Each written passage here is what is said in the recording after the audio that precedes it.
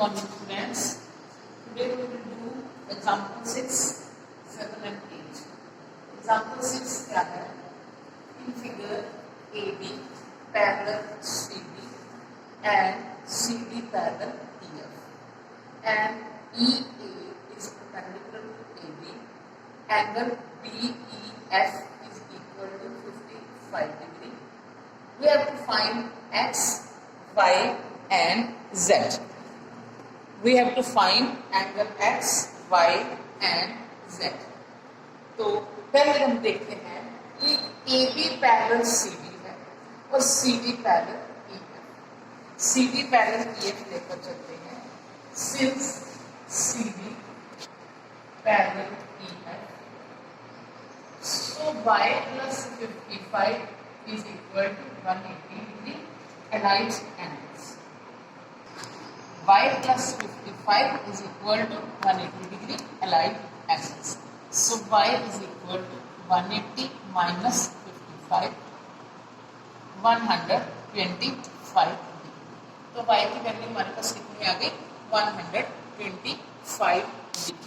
अब हमने निकालनी है X की वैल्यू. अब देखिए ये दोनों लाइंस पैरेलल और ये इनकी ट्रांसवर्सल है. तो X और Y क्या हो गई? Corresponding angles.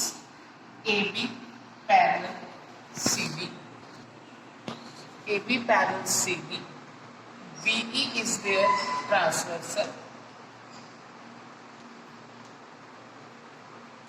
So X is equal to Y corresponding angles. But Y is equal to 125 degree. So X is equal to also 125 degree. अब हमने फाइंड करना है एंगल Z. Z फाइंड करने के लिए ये देखिए ये हमें दिया है परपेंडिकुलर कि EA is perpendicular to AB. तो एंगल BAE 90 डिग्री है और एंगल FEA ये Z प्लस 55 दोनों अलाइड एंगल्स बन रहे हैं. एंगल BAE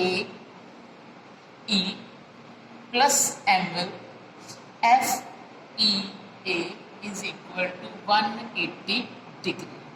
क्यों? ये कैसे हुआ? ये दोनों हमें पैरेलल क्या दी हुई है? Because AB parallel CD and CD parallel EF. So AB parallel EF. AB जो है EF के भी पैरेलल है और ये कौन से एंगल बन गए? अलाइड एंगल्स बन गए. और साथ में हमें एक दिया कि EA perpendicular to AB. EA perpendicular है सो इसका मतलब angle BAE is equal to 90 degree. So 90 plus इसमें हम एंगल वैल्यू पुट करते हैं 90 और angle FEA is equal to Z plus 55 degree is equal to 180. 90 plus Z plus 55 145 plus Z is equal to 180. So angle Z, तो Z की वैल्यू कितनी आ गई? 180 माइनस 125 और 7 में से 2 गए 5. ठीक है, 55 डिग्री. तो Z की वैल्यू भी 55 डिग्री. 45 10 में से 5 गए 5, 7 में से 4 गए 3, 35 degree. QP perpendicular to PR, angle TQR is equal to 40 degree, angle SPR is equal to 30 degree. Find X and Y. पहले ये देखो ये ट्रायंगल देखो QTR. इस ट्रायंगल के हमें दो एंगल्स पता है. तीसरा X एंगल फाइंड करना है. ये हमें 40 भी बना है और ये परपेंडिकुलर तो 90 डिग्री. तो since QT perpendicular PR, so angle QTR is equal to 90. In triangle QTR, angle QTR plus angle PQR plus angle PRQ Q is equal to 180 degree by angle sum property. QTR 90 degree, TQR हमें given है 40 degree और TRQ X is equal to 130 plus X is equal to 180 and X is equal to 180 minus 130 50 degree. X is equal to 50 degree. अब हमने find करना है angle Y. Y angle हम देख रहे हैं ट्रायंगल PSR, ये ट्रायंगल, इसके दो एंगल 30 और X, और ये Y जो एंगल है इसका एक्सटीरियर एंगल है. तो एक्सटीरियर एंगल प्रॉपर्टी क्या है कि exterior angle is equal to sum of interior opposite angles. So in triangle PSR angle PSQ is equal to angle SPR plus angle SRP is equal to because by angle exterior angle property, by exterior angle property. तो इन triangle PSR angle PSQ is equal to angle SPR plus angle SRP by exterior angle property. Exterior angle property के according exterior angle sum of interior opposite angles के equal होता है. तो इसका name क्या है Y, और SPR हमें गिवन है 30 डिग्री और SRP अभी हमने फाइंड किया है X की वैल्यू जो थी वो 50 डिग्री. तो Y is equal to 80 degree. इस तरह से हमारे पास X की वैल्यू आ गई 50 डिग्री और Y की वैल्यू आ गई 80 degree. 8 in figure the sides AB and AC of triangle ABC are produced to points E and D respectively. If the bisectors of angle CBE and BO and CO, bisector of angle BCB, meet at O, then prove that angle BOC is equal to 90 minus half of angle BAC. क्या given है हमने कि एक triangle ABC है, इसकी sides AB को E तक और AD को C तक प्रोड्यूस किया गया है, और जो BO और CO है ये एंगल CBE और एंगल BCD के बाइसेक्टर्स हैं जो कि O पर मीट करते हैं, और हमने प्रूव करना है कि एंगल BOC जो है 90 माइनस हाफ ऑफ BAC के equal.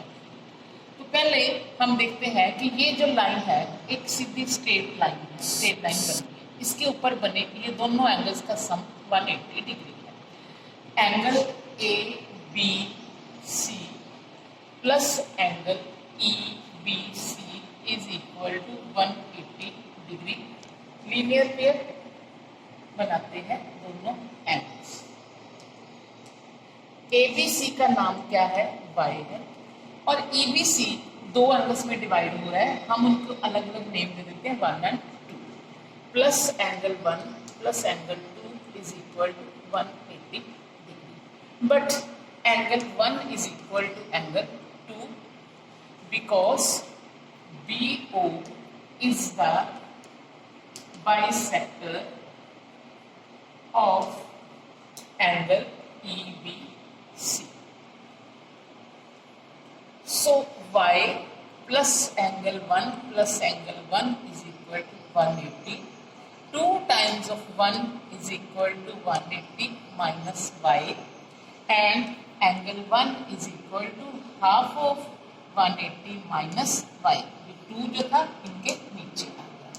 Angle 1 is equal to half of 180 means 90 degree and half of Y. ये हमारे पास एंगल 1 की वैल्यू आ गई. इसी तरह से अब हम दूसरी साइड पर देखते हैं कि ये यहाँ पर ये भी एक लाइन है, AD भी एक स्ट्रेट लाइन है, तो ये Z और ये 3 और 4 इसको नाम दे देते हैं. दोनों का सम 180 डिग्री है. Angle ACB plus angle DCB is equal to 180 degree. ये भी लीनियर पेयर है. ACB का नाम Z है, DCP का नाम 3 और 4 दो पार्ट्स में डिवाइड हो रहा है. Same 3 is equal to 4 because CO is the bisector of angle DCB. Z plus angle 3 plus angle 3 is equal to 180. Z plus 2 times of 3 is equal to 180. So 2 times of 3 is equal to 180 minus Z, and angle 3 is equal to half of 180 minus Z, यानी angle 3 is equal to half 90 हो गया minus half of Z. अब हम लेके चलते हैं triangle BOC. In triangle BOC angle 1 plus angle 3 plus angle BOC is equal to 180 by angle sum property. By angle sum property 1 और 3 angle BOC is equal to 180 minus angle 1 plus angle 3. Angle BOC किसके बराबर आ गया? Angle 1 plus angle 180 minus angle 1 plus angle 3 के बराबर आ गया. अब हम यहाँ पर एंगल 1 की वैल्यू पुट करते हैं. हमने फाइंड की है angle BOC is equal to 180 minus 90 minus half of y plus 3 की value 90 minus half of z. Angle BOC is equal to 180 minus 180 minus half of y minus half of z. 180 minus 180 plus half of y plus half of z. 180 से 180 cut गया. So angle BOC is equal to half of y plus z आ गया. यहाँ पे हमने value put की. अब हम चलते हैं पूरी ट्रायंगल ABC के ऊपर. In triangle ABC angle x plus angle y plus z is equal to 180 degree. y plus z is equal to 180 minus x. y plus z यानी कि इसके half of y plus z की हमारे पास value है, तो हम half लगाते हैं दोनों साइड पे. Half of y plus z is equal to half of 180 minus x. Half of y plus z की वैल्यू हमारे पास क्या है? BOC. और ये क्या बन गया? 90 माइनस हाफ ऑफ x. अब x का पूरा नेम क्या है? फिगर को देखो. x का पूरा नेम है BAC. Angle BAC. तो हमारे पास एंगल BOC किसके इक्वल आ गया? 90 माइनस हाफ ऑफ BAC. और यही हमने प्रूव करना है. एक बार इसको फिर ध्यान से देख लो पूरे एग्जांपल को कि पहले हम यहाँ पर ये दोनों एंगल्स का सम, यहाँ ये वाला और ये वाले एंगल्स का सम 180 लेकर चले. लीनियर पेयर बनाया. इसके दो पार्ट्स थे. 1 प्लस 2 हमने लिख दिया. 1 2 के इक्वल था. 2 टाइम्स ऑफ 1 हो गया और 1 की वैल्यू फाइंड कर ली. इसी तरह से हमने एंगल 3 की वैल्यू फाइंड कर ली. फिर हमने BOC के ऊपर एंगल सम प्रॉपर्टी लगानी है. उससे हम एंगल BOC की वैल्यू फाइंड कर ली कितनी है. फिर हमने ट्रायंगल BAC लेके चले. ABC ट्रायंगल में एंगल सम प्रॉपर्टी लगाई. एंगल सम प्रॉपर्टी के मुताबिक half of y plus z की वैल्यू हमारे पास 180 माइनस x आ गई. क्योंकि हमारे पास half of y plus z की वैल्यू थी BOC, तो हमने इसके साथ हाफ लगा दिया. इधर हाफ लगाएंगे तो दूसरी साइड पे भी हाफ लगाना पड़ेगा. Half of y plus z is equal to half of 180 minus x.